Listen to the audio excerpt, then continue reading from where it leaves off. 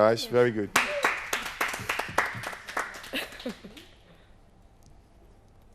There you go. It was a brilliant pour. Yeah. The good thing of all those pins is that I exactly know who was already behind my bar and who wasn't. And Roeltje, she was only here to drink, but not to pour. But after 2 or 3 drinks, the pouring might get better or worse. We we don't know. But please give it a shot. Yeah. When it is second nature, it's so simple.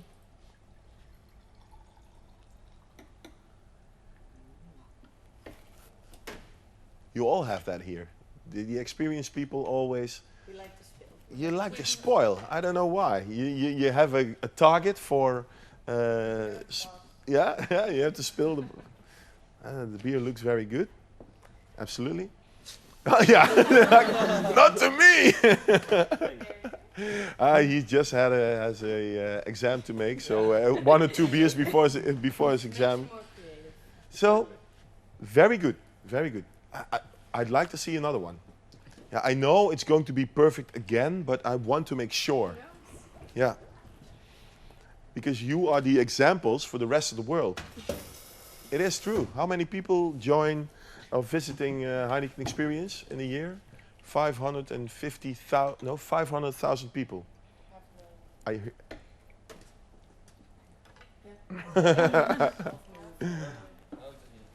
Now the risk of using too much beer is that you get a little bit too much beer in the glass in the end. But hey, when you have this result, who am I? To complain. Thank you very much. Thank you. I was looking for that. Excelente. Excelente. Was there enough eye contact? Was there? I saw you looking, but I will. Yes. There you go. Great. Excellent. Now, what we saw is, and I will of course ask you as the last man standing behind the bar, but what we saw until now is that everyone was capable and able to pour a perfect beer within 1, 2, 3, or 4 attempts. So, and you can imagine that anyone can do this as long as you are motivated to perform a certain ritual. When you do those simple 5 steps and you feel what the pressure does, the result will be great. It will be a commercial picture. So all it takes is a little bit of motivation to do it right. Now I have one more example to show you why motivation is the most important thing you need as a bartender. Motivation, that's all. Now, I will take a glass. I would not say dirty glass, I would say empty. Because this is a very beer clean glass, because you can tell by the cling, the amount of foam on the inside, that is a beer clean glass. And when you see the horizontal stripes on the glass, you can tell in how many zips this person is emptying this unit. So we have only 2 zips, Kelly. So it's you in a steady state already. But this is a dirty glass or an empty glass. Now put your finger in, please. Yeah, that's your finger. Yeah, you too. You too. Oh, that was nasty. You want? One of the nasty. Yeah, I want to. Oh my. So what we saw is that this dirty glass was made even dirtier by you. And now I am going to pour this great beer. I'm going to treat it very badly, and I am going to do it. So I would prefer no cameras, but I suppose that's not an option. So I am going to pour very badly, but I'm explaining something else. So I have to do a bad pour. Can you do it? No. Oh, no. No, I know. Okay. Bad pour, come on. Bad pour.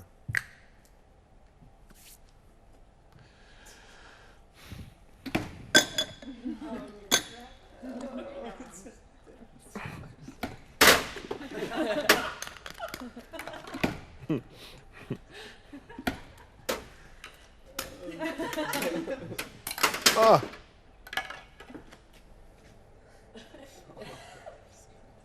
Looks pretty good.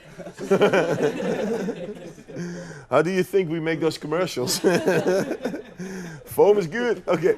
How does it look?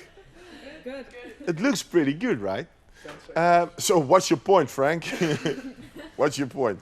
Now, how big is the chance that somebody who walks in right now and wants a beer, how big is the chance that this person will take this beer from me and start to drink it? Very big. Yeah, right. And how big is the chance that somebody out of this group is going to take this beer from me and start to drink it? 0. Smaller. 0, smaller.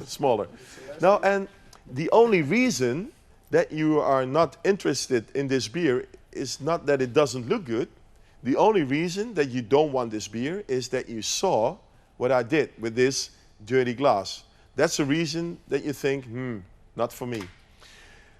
But as a consumer, sometimes you get a beer in front of you. When do you see that there is something wrong? When do you see? When the foam collapses. Yeah, when you said it already. When the foam is opening up, when it's going to collapse, that is the moment. As a consumer, you could tell there is something wrong. But the consumer trusts beer. He will check it out with his eyes. So he will see white foam. He will see clear beer. A lot of people are going to drink it. When are you going to taste that there is something wrong? First sip. In fact, immediately, the moment you swallowed it, it's not the reaction Roeltje has, but when you swallow this one, you don't know what hit you, but your mouth is like, it's going to react. It doesn't taste very well. So when this beer doesn't taste very well, what is the consumer going to blame? You as a bartender. Sometimes. And the beer. The beer. Sometimes the beer, and sometimes they blame themselves. In Holland they say, yeah, it's the first beer of the day, so I was a little bit hungover, so I have to drink a few. Some people say, I just brushed my teeth. Perhaps that's the reason. Some people will blame me as a bartender, and a lot of people will blame the brand, will blame the beer. Now, Heineken is a company who spends $1.6 billion on marketing, and they have a great beer. Everybody loves the brand. And when in the brewery, you would see that every drop of beer is checked 40 times before it leaves the brewery. So we have a great beer, a great brand, but when the bartender, in the end, is not motivated, the last 10 centimeters, to treat it well, you get a bad drinking experience as a consumer, and the consumer is going to blame the brand. That's not fair. Gilder, no pressure, but you are the last one in the group, and you had the task in the beginning to pour the first beer, and you did not very well. But now, after all those people have poured a few beers, and you saw and you heard the whole story, I think you are more than capable of pouring the perfect one. No pressure. Come on, Gilder. Yeah, I know you will do your best. I had quite some, huh? Sorry? I had quite a beer. Yeah, sure. Everybody gave you the beer, right? I'll take this one. But that's absolutely no excuse, by the way. Yeah, that's good. And it's also not that bad when a little bit of beer falls in your sink, because it has a little bit of alcohol in it. Yeah. So it will clean the glasses even better. Are you using the middle brush? Middle brush, absolutely. Great, man.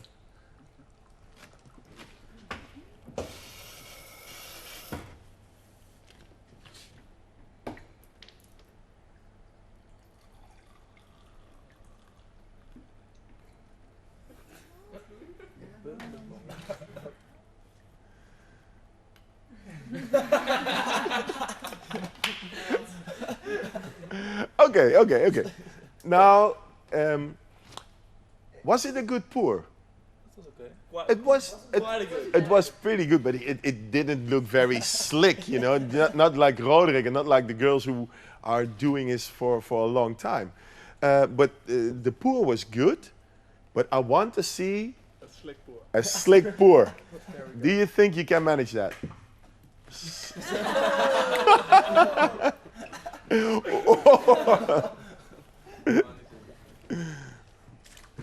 Now, and when you would give yourself advice or feedback on that one, what would your advice be?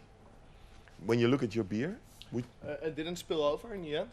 A little bit. so you have to close it a little bit A later. little bit later. When the foam touches the rim of the glass, the top of the glass, then close it, put it next to it, that you did very well, and then remove it. Just skim it. Okay? Absolutely. Okay. There we go. Here we go.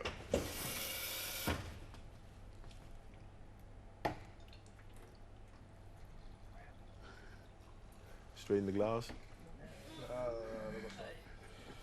There was let me pour another one. It's not full. It's not full enough, right? But you have always 3 chances for the perfect one. There we go.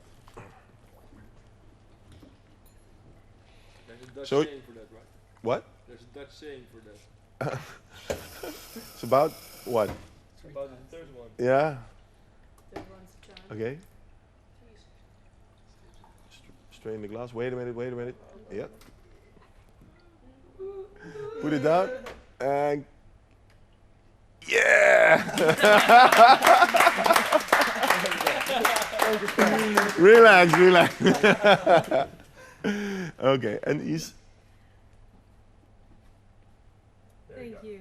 enjoy a Heineken. Great. Yeah, and you also deserve you also deserved it, my friend. And for somebody who's absolutely not in the business, you did a great job. Thanks, Frank. Yeah, you're welcome.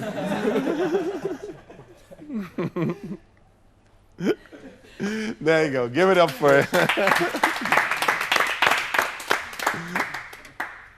Okay, guys.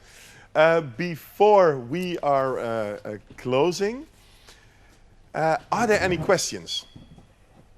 We talked about beer for almost 2 hours, and from the beginning to the end, everything is captured in the ritual, and I tried to explain why the ritual is good for the business. Why Roddy. don't we use a metal skimmer?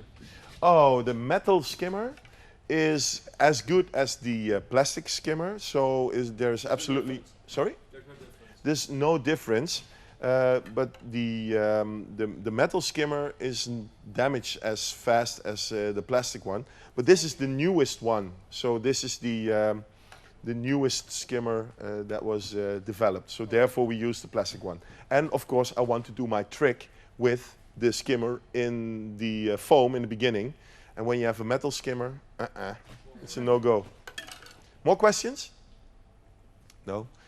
I want to thank you very much for your time, attention, and for your energy. And I wish you a lot of luck and good business in your own bars. And I really hope to see you. And when I enter your bar, please pour me a perfect Heineken because I deserve it. Thank you very much.